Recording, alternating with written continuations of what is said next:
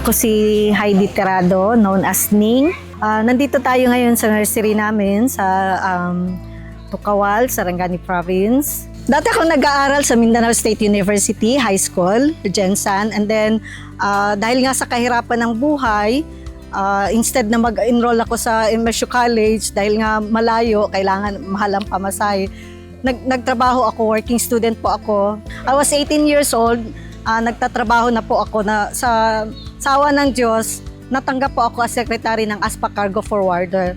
Ang pasok ko naman sa gabi is 10:15 ng gabi. Course ko po is political science po ako. Ambisyon ko din kasi na maging lawyer, pero dahil nga sa hirap ng buhay, nung nagkasakit ang mother ko, napag-isipan ko na it's time to mag-apply na ako abroad.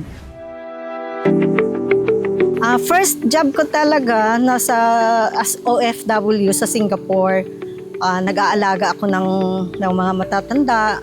Tapos I was hired nung isa sa mga kapitbahay namin, nakita nila yung kasi sinusubukan nila, ini-introduce nila ako na mag part-time kahit ano, kasi pag free time kasi, although bawal ang part-time sa Singapore, ina-allow nila kami na gumagawa talaga ako ng paraan para additional income. Hanggang sa nakilala ko itong mga boss ko, nag-introduce sa akin ng agroforestry din, one of their business din, lalo na itong agarwood. Sa tagal ko nang nagtatrabaho sa Singapore for 20 years, actually 20 years ako sa Singapore. Noong 2015, 2016, we decided na kailangan ko na umuwi. Gusto ko ding i-spend ang time ko sa family ko. Ganon. So sabi ng boss ko, yes, it's time to introduce agarwood in the Philippines. So from 2016, naghahanap na ako ng mga landowners dito sa Pilipinas. Ini-introduce ko, inaano ko yung agarwood. Wala talagang naniniwala sa akin kasi it's too good to be true. Sino ba naman maniniwala na ang kahoy mag-worth ng millions, parang ganon. Marami akong pinagdaanan, maraming ano doon na known pa ako na scam kasi nga scam nga ang agarwood, di ba? Parang ganon. Sabi nila yun, scam. At saka marami na rin, manaloko na rin ako ng mga business partners, ng mga ganon. I leave it as that. Hindi ko na lang siguro i-explain kung ano pa yung ano. Kasi parang hanggang ngayon masakit pa rin tanggapin na sa first agarwood venture ko dito sa Philippines, talagang kinutya ako dahil nga hindi sila naniniwala na may pera sa agarwood. Yun nga, dahil nga sa pinopromote ko yung agarwood, kahit labas ng bahay, pag lumabas ako ng bahay, naririnig ko na sinasabi sa akin, yan ng scammer. Ayan na yung scammer, sino ba namang maniniwala na yung binibenta niya is ganun kamahal. So wala talagang naniniwala sa akin. Nagkaroon ako ng depression for a year, hindi ako lumalabas ng bahay dahil nga masakit na tawagin kang scammer, yung ganun. Dahil nga lang sa agarwood. May tumatawag na sa akin, kumukontak na sa akin nung na-feature sa Jessica Soho, yung may nahuli dati sa Agusan. Doon na sila naniniwala, dahan-dahan nang naniniwala ang ibang tao. Doon na sila dahan-dahan kumukontak ulit sa akin. Sabi nila, usap ulit tayo para sa agarwood. Gusto namin magtanong, we are very interested. Bago namin pinasok yung seeds dito, inintroduce yung seeds dito, kumuha kami mga necessary permits, nag-apply ako sa customs at saka, pero hindi ko pa alam kasi pumunta din ako ng Bureau of Plants and Industry Manila dati. Wala silang background knowledge ng agarwood. So talagang struggle ako noon. Ilang beses akong pabalik-balik sa DNR na nagtatanong ako ano pa mga necessary requirements or documents para makapag-umpisa. Yun nga lang, hindi talaga nila ako masagot kasi nga hindi pa daw talaga nila alam ang agarwood.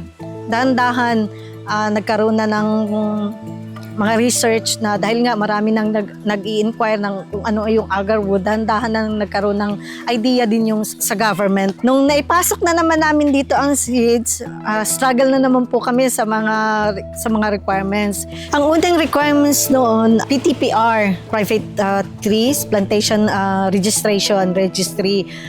Yun ang sinabi sa amin nung nag-inquire kami sa Menro dito sa Menro Alabel. Yun, kinukumply namin lahat yun kung ano pang kakailanganing requirements. So hanggang sa year 2021, during the time of Sexemato, sabi ni Sexemato, allowed magtanim ng agarwood sa Philippines as long as kukuha kayo ng wildlife culture and permit, since agarwood is one of the endangered species.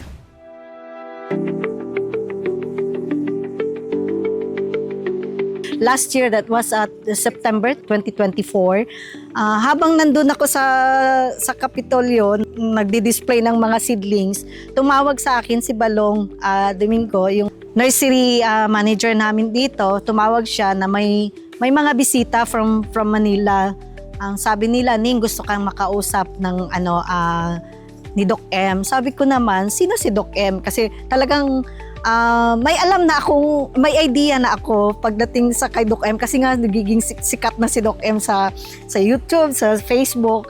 Pero gusto ko pa rin na sino si Doc M. Ayun, sinabi ni Balong, babalik sila dito bukas, kakausapin kanila. The following day, nag-met kami ni Doc M, nag-usap kami, he introduced yung technology nila. So sabi ko, pag-isipan ko muna. It took me 2 days bago nakapag-decide na, sige, i-try namin ang dendro. Pipirma ako sa inyo, Doc, ng ang contract ng partnership.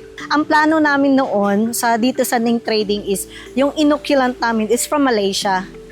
Yun ang nakikita ko, pero but then nung nag-usap kami ni Doc M, naging interesado ako sa kanila. Sabi ko, yes, I will try yung technology ninyo. Sa ngayon, happy naman ako sa result.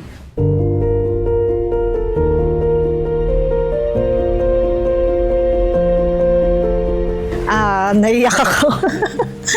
Blessed, I feel blessed talaga, in spite of sa mga napagdaanan kong hirap. Na-feel ko na yung ang blessing ni God sa akin, kasi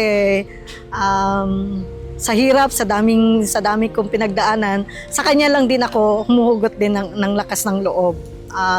Kaya malaki din ang pasalamat ko sa Panginoon for guiding me, at saka for giving me wisdom na para malampasan ko lahat, at para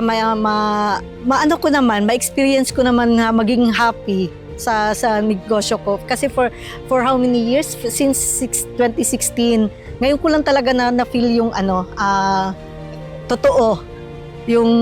Ngayon ko lang talaga na this is it.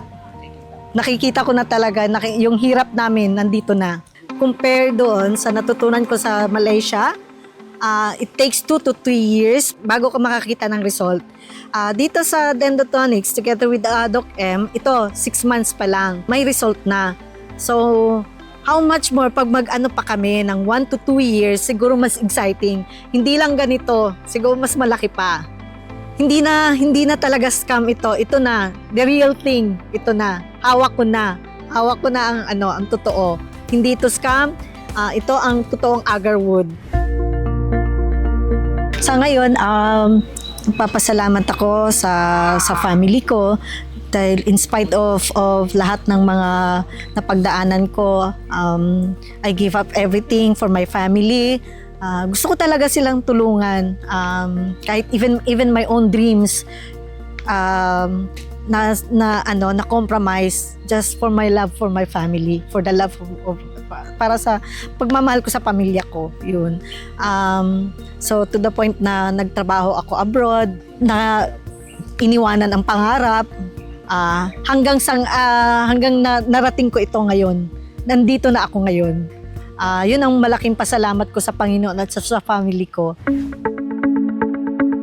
para sa mga hindi naniniwala, still open pa rin ako na tulungan kayo. Upo tayo, mag-usap tayo, mga interesado at saka willing talagang magkaroon ng magandang kinabukasan ang family nila. Open po ako, open po ang Ning Trading para tulungan din kayo na magtanim tayo para sa kinabukasan na hindi lang para sa inyo, para rin sa future generations nyo na rin po.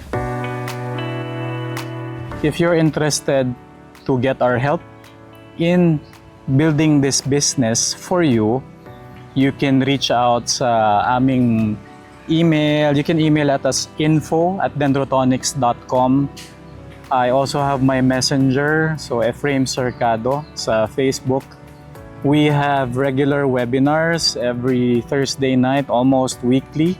If you want to learn the business, you can attend our webinars. It's free. Matututunan mo kung paano gagawin yung negosyo. We'll teach you how to do this legally, cheapest way possible, providing the whole value chain without lacking anything.